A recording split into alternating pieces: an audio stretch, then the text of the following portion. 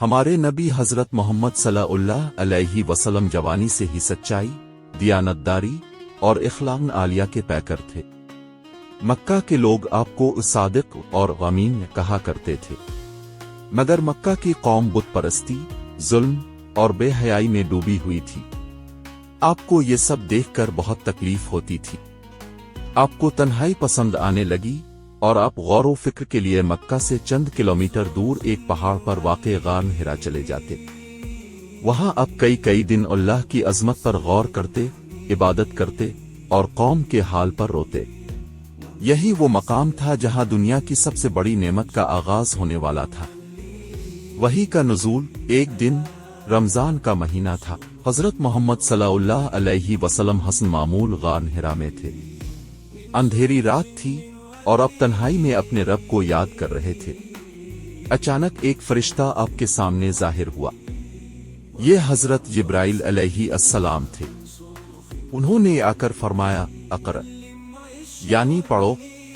اب صلی اللہ علیہ وسلم گھبرا گئے اور فرمایا، میں پڑھا ہوا نہیں ہوں۔ حضرت جبرائیل نے آپ کو سینے سے لگایا اور زور سے دبایا، پھر چھوڑ کر دوبارہ کہا، اقرأ۔ یہ عمل 3 بار دہرایا گیا۔ آخر میں حضرت جبرائیل علیہ السلام نے قرآن کی ابتدائی آیات سنائیں، اقرب ناسم نرموئے علیوزن خلقے علن سے انم نویلت اقرر اویرباوئے علیورما علیوزن اویلیوم نالقیلم ویلیوم علن سے انمیا لما یلم۔ سورۃ العلق آیات 1 تا 5۔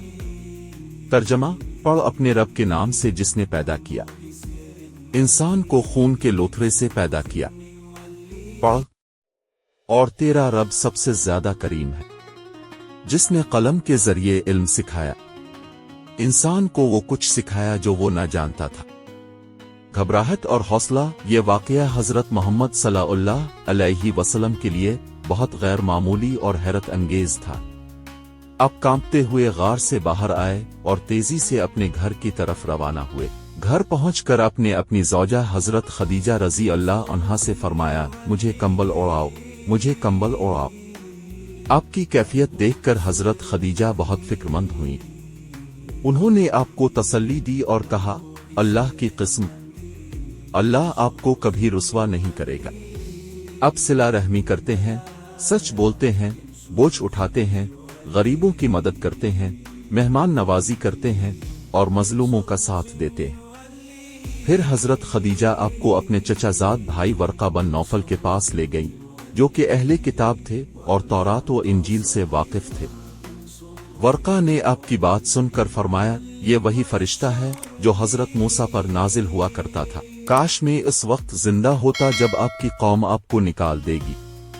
یہ سن کر